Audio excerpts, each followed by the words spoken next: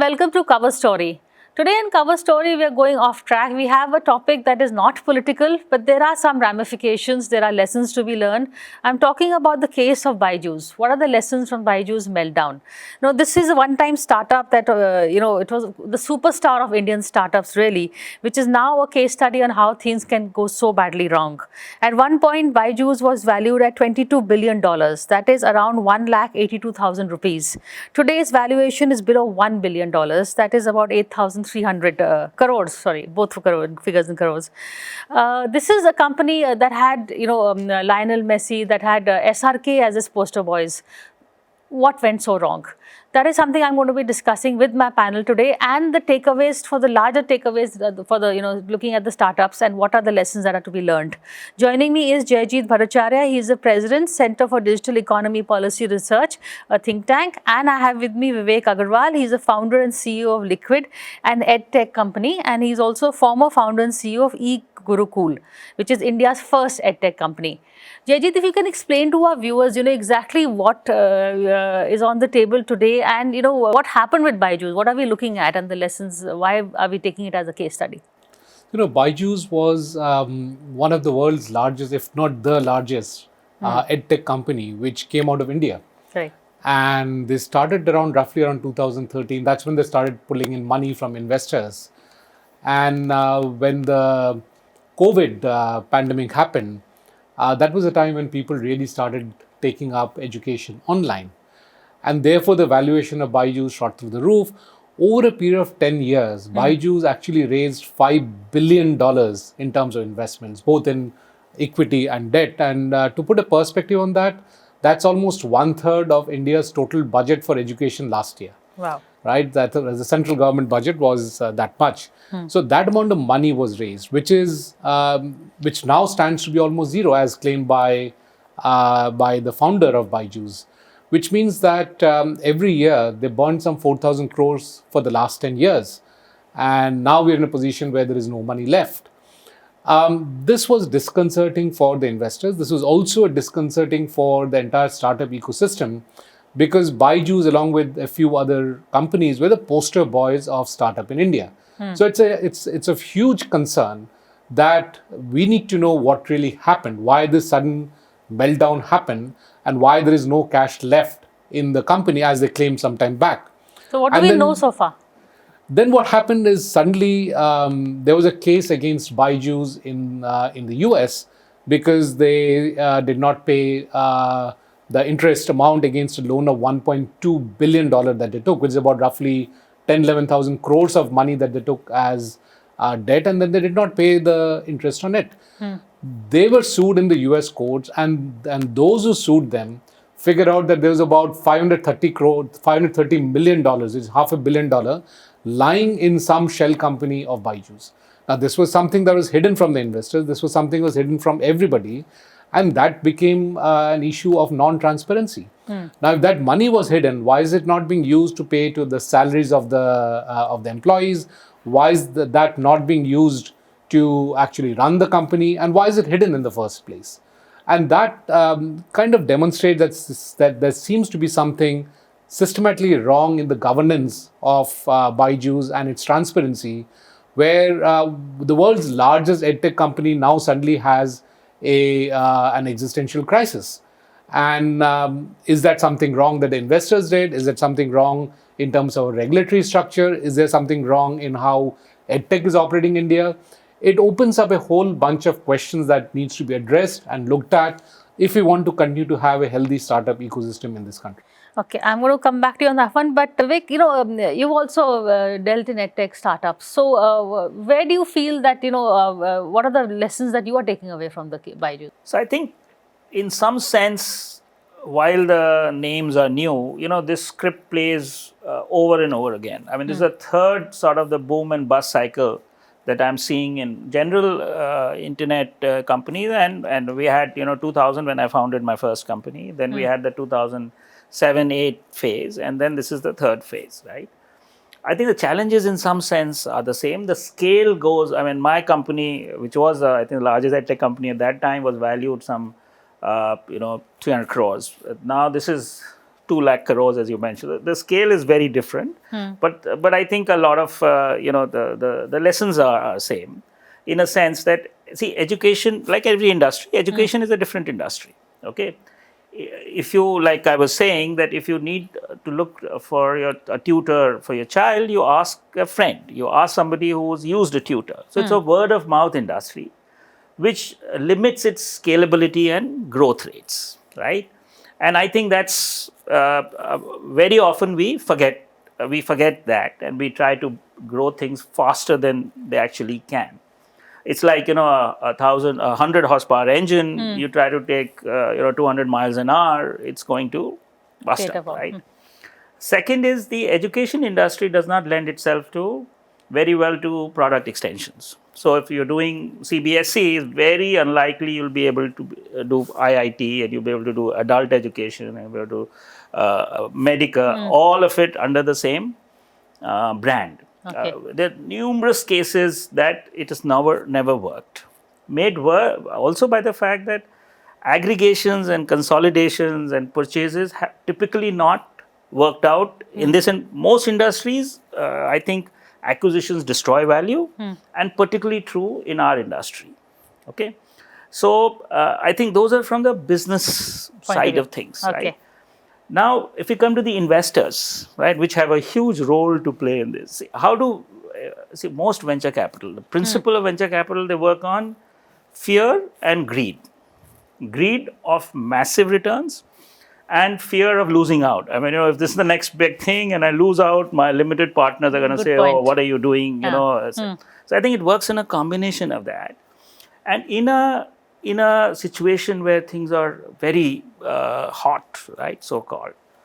As Warren Buffett put it, industry has, I think it was Warren Buffett, he said investors have decided to go to a casino instead of going to a restaurant, right? So it's become today I buy it for 100 rupees, then you buy for 200 rupees, so my valuation is doubled within next time. No, that's a game. That becomes like a game. It's not see, finance industry was created to support real businesses. Correct. Now it's become an industry in itself, where it is, where it's serving its own purposes, and that sort of adds a little the bubble to this thing. Makes it more wonderful. So I want to get back to you. So is this, is it, as he's saying, is it peculiar to Byju's case because its lessons are only for startups, or lessons are for principles of corporate governance? It's not really applying to various startups. I think very important point. It definitely is an issue of governance, because if you look at why investors are there, their money is the rocket fuel needed for startups. It's as similar to speculators are needed in the stock market. Yeah.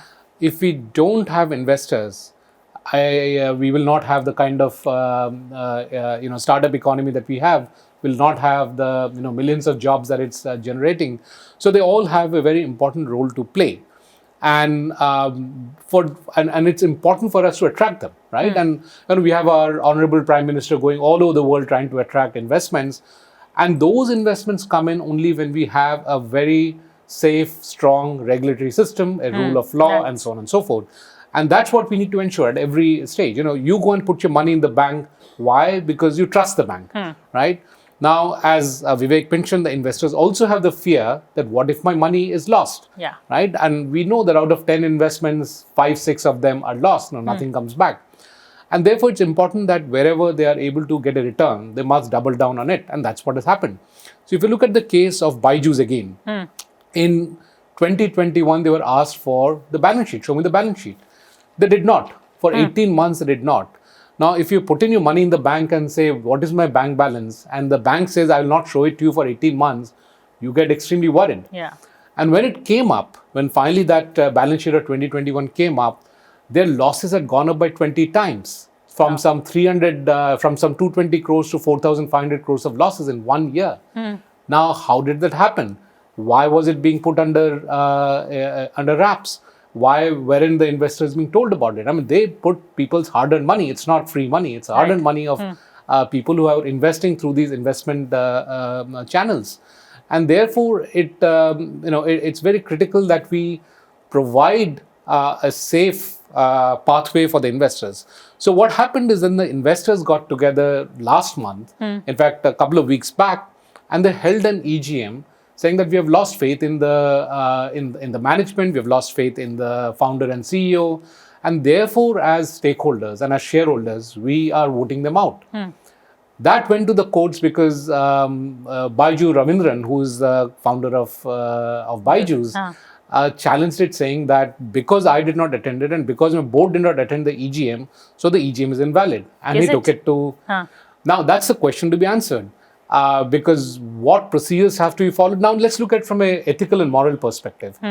The bulk of the shareholders, which is more than 60% of your shareholders, have got together and unanimously said that we need to change things, that we don't trust the founder.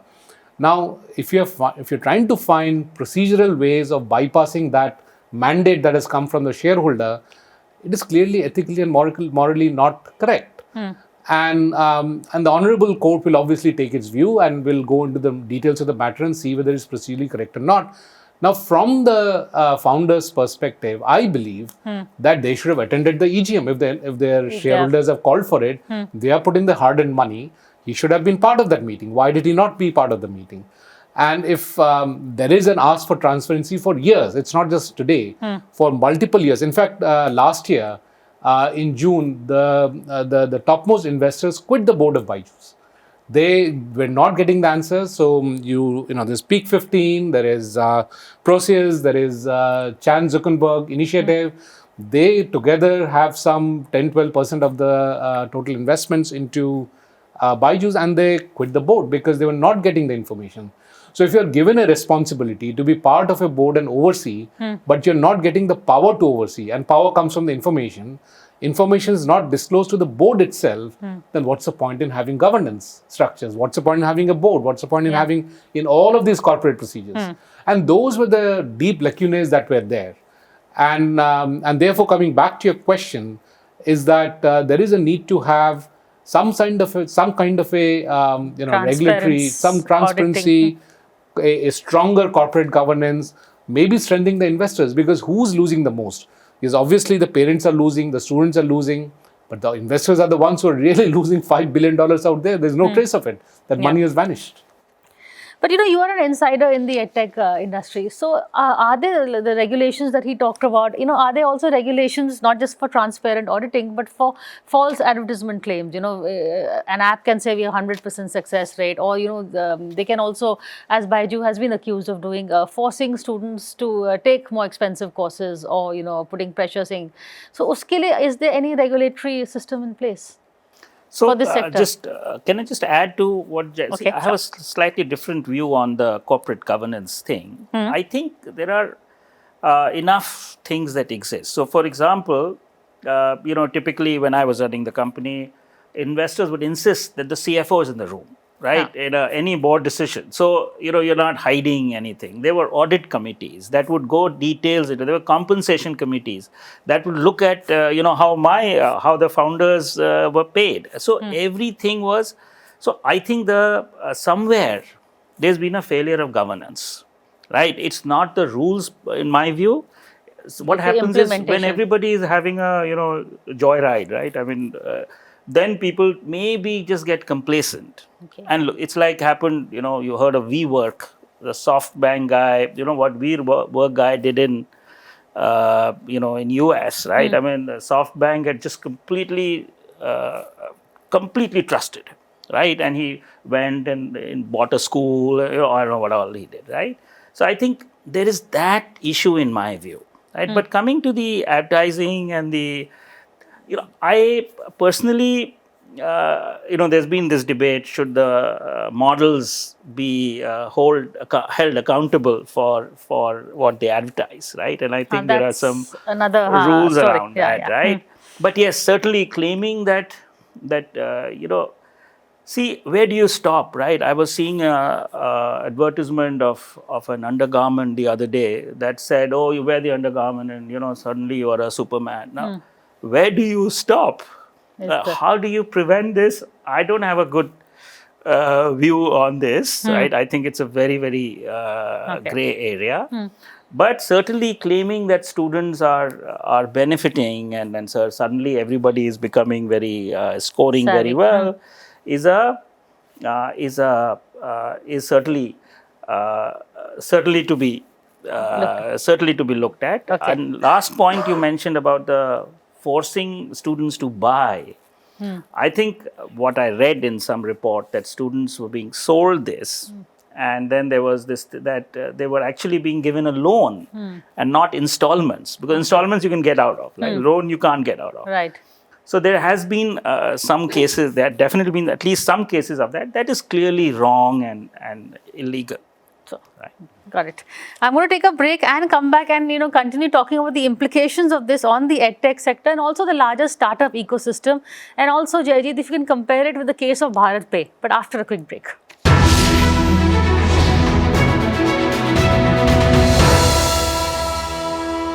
Hello and welcome back to Cover Story. Today we are taking a look at the lessons from Byju's as a case study. I mean, I'm sure this is not one of the lessons that Byju wanted to teach perhaps, but this is now it's become a case study of what not to do really. But we were also, can we compare this with BharatPe? That is also something that went wrong over there. What went wrong and how were they successfully able to write it? Right, I think great question, because BharatPe is also at some point in time a case of what should not be done.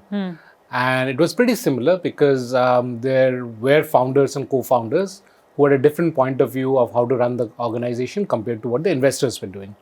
See, also do keep in mind that the founders are heavily emotionally invested also into the company. They have put their blood and sweat into it. And they take the company from, let's say, 1 to 10. From 10 to 100, they sometimes may not have the capability. And therefore, the mantra really is that they should start leading from the back and get professionals in the front and take it forward. But sometimes they lose sight of that, right?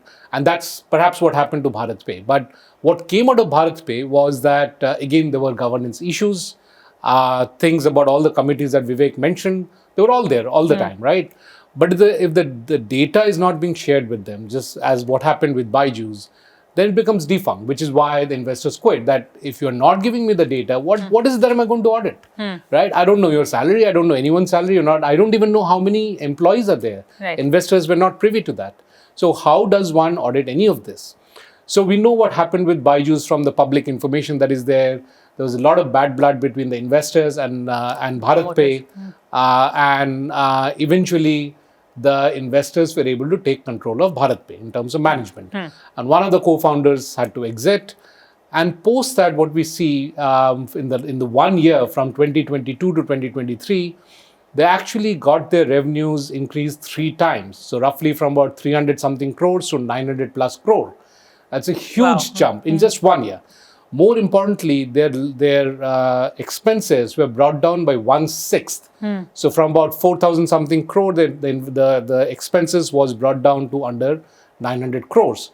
So which means they ended up being operationally profitable, right? Their revenues came up to above 900 crore, their losses came to below 900 crore. They were profitable in just 1 year, which clearly shows that the institutional investors know something.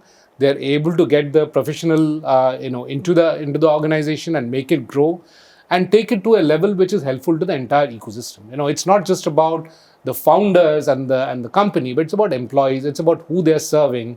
Every startup brings in efficiency in the economy. It brings in innovation in the economy. If at a certain time those startups don't grow, it's a loss to the entire economy. And therefore, it's important that we, enable the investors who got the most to lose in this case, right? To be able to step in and steer the company to the right direction. Perhaps that's what Byju's also needs. And just that level of transparency itself starts changing things. If you're questioned, you'll yourself start questioning yourself that am I doing the right thing? Am I looking at the right segment? Am I buying too many companies? There were 19 companies bought by Byju's all over the world, not just in India. It was bought in US, it was bought in Europe. Are those the right purchases? Does it align to the brand connected with the value? education sector? Well, largely, but a tenacious connect. Okay. If you are teaching nursery people and you're also teaching coding and then you're also teaching college student, it's a very tenacious connect. Don't go to Massachusetts Institute of Technology and say, can you teach me liberal arts, or can you teach me how to write essays? MIT is hardcore engineering, right? You don't go there for that.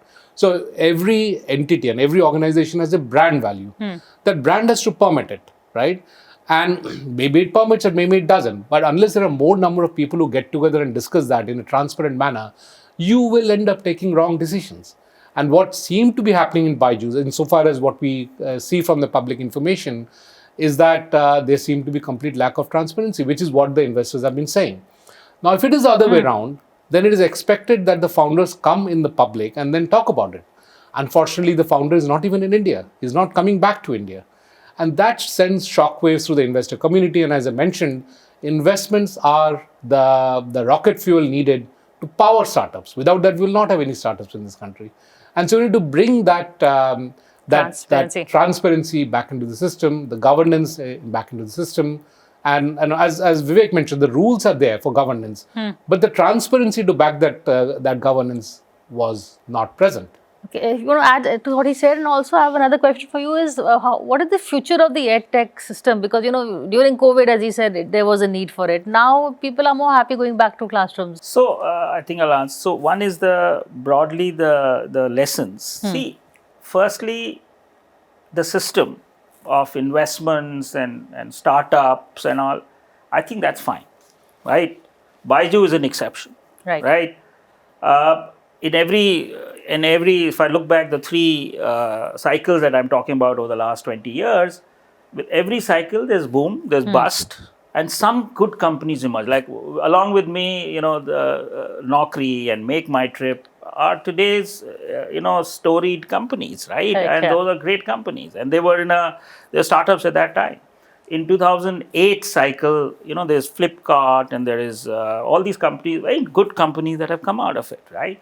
And I'm sure even the current boom, some good companies will come out of it. Byju's is clearly an exception. Very, like Jaijit mentioned, a case of bad governance combined with greed, right? But it's an exception in terms of being a company, or exception in terms of the whole sector? So the whole sector gets affected in a sense that obviously it's very perception-driven. Investors are a very perception-driven lot, right?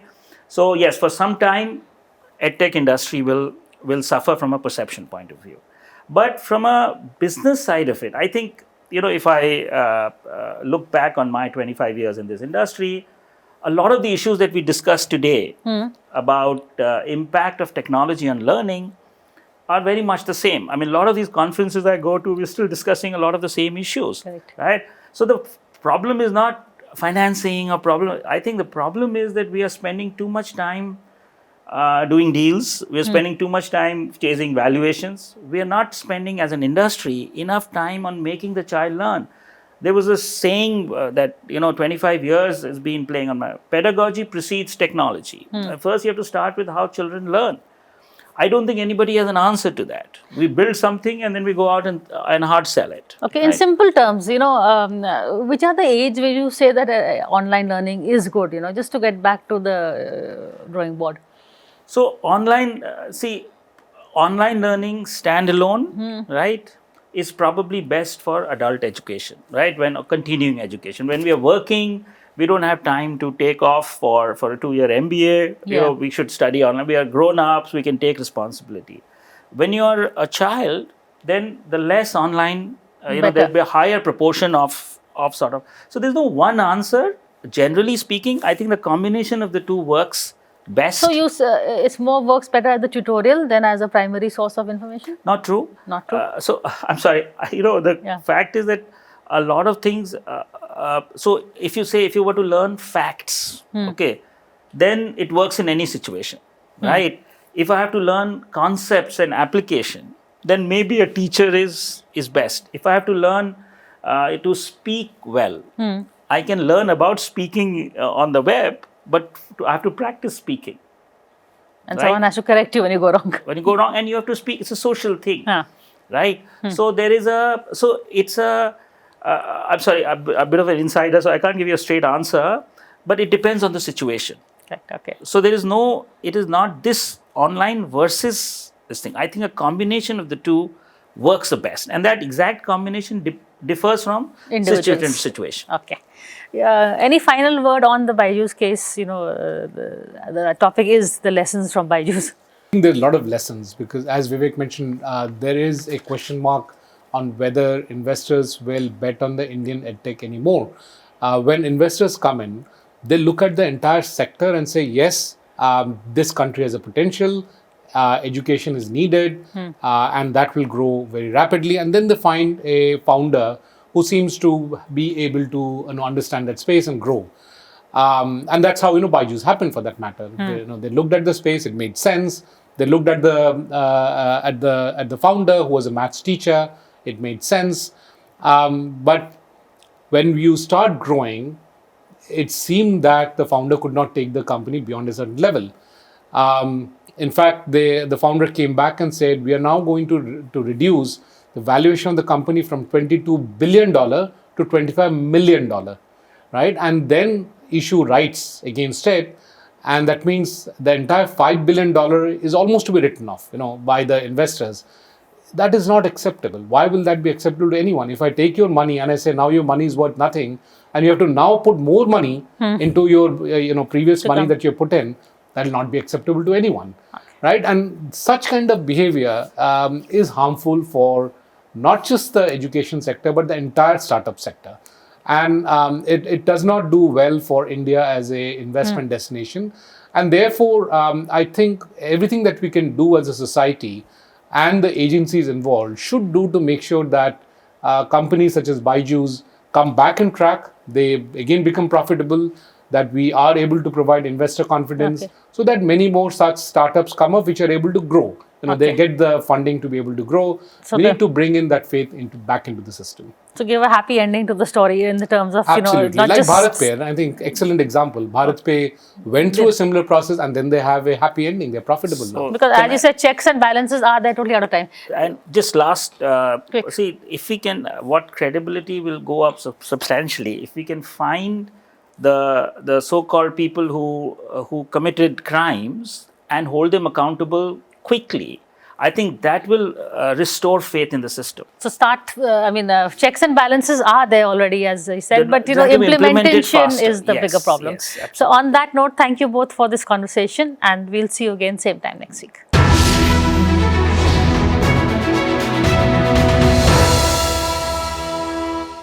For more such videos, subscribe to the NewsX YouTube channel, hit the bell icon.